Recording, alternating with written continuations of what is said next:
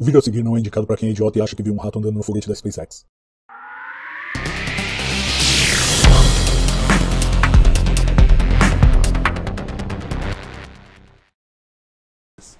Depois de descobertos mais de 4.500 planetas fora do Sistema Solar, já sabemos que planetas rochosos ligeiramente maiores que o nosso, comumente referidos como superterras, são comuns no universo.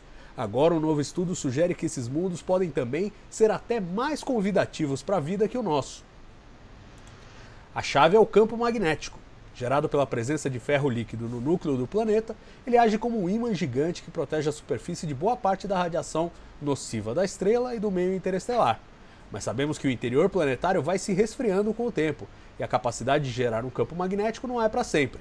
Marte, por exemplo, menor que a Terra, já perdeu o dele. As superterras, contudo, são um desafio. Como não há mundo similar no Sistema Solar, só podemos estimar sua magnetosfera modelando o interior do planeta. E para isso é preciso compreender como o ferro se comporta no núcleo desses mundos, sob pressão imensa. Usando um dos mais poderosos sistemas de laser já construídos, os pesquisadores liderados por Richard Krauss, do Laboratório Nacional Lawrence Livermore, na Califórnia, comprimiram ferro a pressões de até 1000 gigapascais, 3 vezes a pressão do núcleo interno da Terra e 4 vezes maior que o recorde de experimentos anteriores. Ao traçar a curva do ponto de derretimento do ferro a pressões cada vez maiores, a equipe gerou dados experimentais para modelar corretamente o interior das superterras. Os resultados foram publicados na última edição da Science e indicam que mundos mais parrudos que o nosso podem manter uma magnetosfera protetiva por mais tempo. O auge se daria entre os planetas com 4 a 6 vezes a massa da Terra.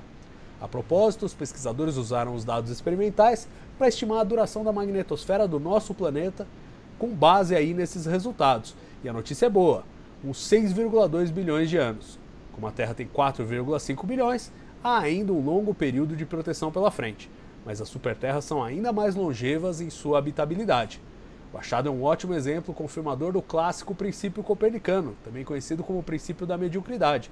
No século XVI, Nicolau Copérnico defendeu a ideia de que a Terra não era o centro do universo, e sim apenas mais um planeta como outros a girar em torno do Sol. A investigação dos mundos do Sistema Solar revelou que por essas bandas, o nosso é disparado o mais amigável à vida, mas isso não quer dizer que esse seja o melhor que fica, quando olhamos para outros sistemas planetários. Pelo visto, superterras que orbitem a zona habitável de estrelas similares ao Sol têm mais tempo e oportunidade para a vida se desenvolver e evoluir do que nós tivemos por aqui. Vale lembrar, contudo, que a presença de uma magnetosfera robusta é apenas uma das várias condições que precisam ser satisfeitas para que um planeta seja de fato habitável. Cássio, eu adoro esse resultado, porque ele vai nessa direção justamente de... A gente tem a mania de achar, nossa, a Terra é o melhor que fica, né?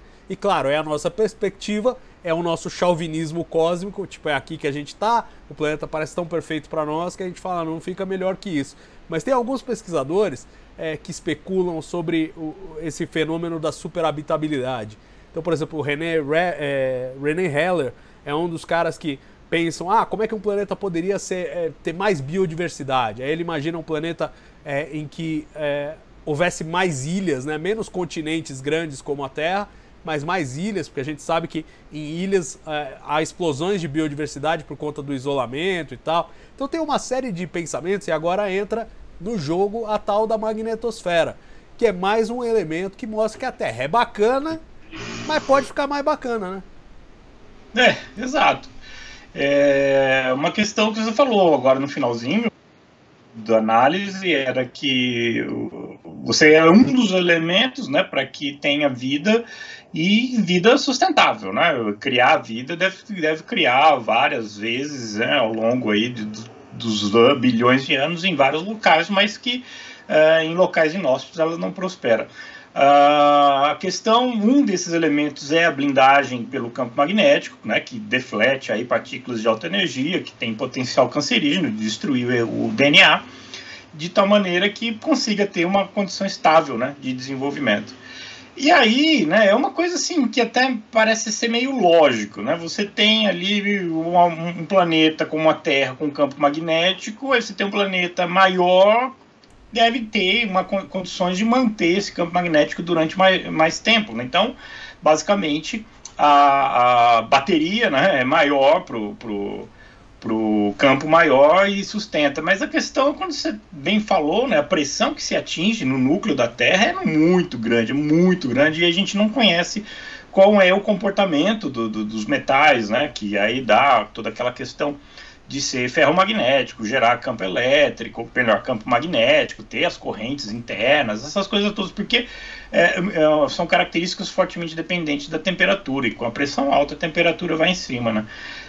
Então é muito importante que esse resultado mostre, né, que é estável o suficiente para seguir a linha, né? Ou seja, aquilo que eu falei, maior o campo, maior a bateria, mais longevo vai ser o efeito causado.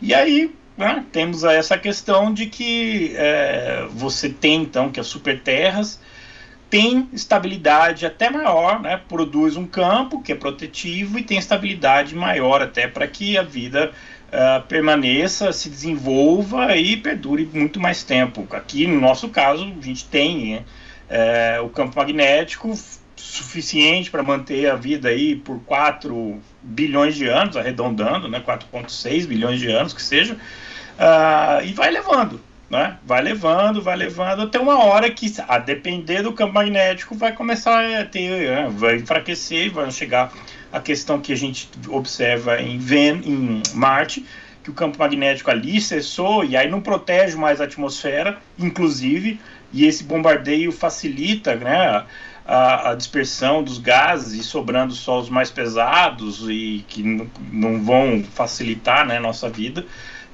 O trocadilho não foi intencional, mas saiu. Então, de qualquer maneira, o que a gente tem é uma boa notícia, né? Vai conseguir segurar durante mais tempo, no caso das superterras, manter uma civilização que se desenvolva e prospere. Então, a depender pelo menos da blindagem, beleza, né? A gente tem outras questões envolvidas aí, a gente bem sabe, mas pelo menos nesse sentido é bem interessante. E eu acho legal que dá uma marretada naquela hipótese da Terra rara, né? A ideia de você recortar tantas características da Terra e falar, não, se for um pouquinho menor, igual Vênus, deu ruim. Se fosse um pouquinho maior, também ia dar ruim.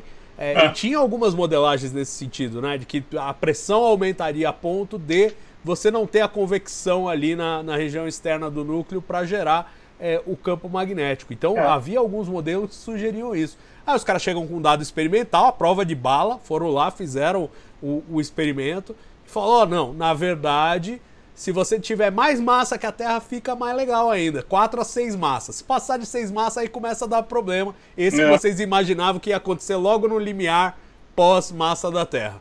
Mas até 4, 6 massas, que vai se traduzir ali 1,5, 1,6 raio da Terra, a coisa fica bem bacana e a durabilidade do campo é melhor. Então, assim, Terra rara não é... O que você acha da Terra rara, Cássio? Olha, eu comecei a ler, mas não aguentei, viu? Assim, porque é muita coisa que ele está colocando ali que tem que ser daquele jeito, né? Os números acertados. Isso lembrava muito aquela história lá que o universo, né, tem as constantes exatas para que a gente tivesse aqui também. E aí eu não consegui, sabe, progredir no livro. Eu precisava olhar de novo, né, para ter isso em mente.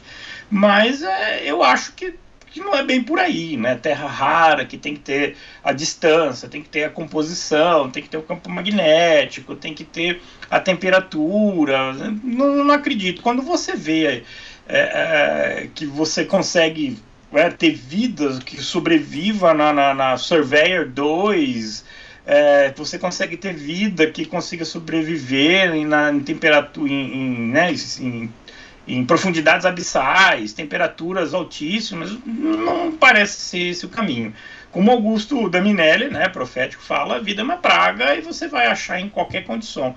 Eu acho que não é bem por aí, não, essa história de terra rara, mas dá algumas coisas para se pensar, é verdade, mas eu não creio que prospere quando você expanda isso para o resto da galáxia, por exemplo.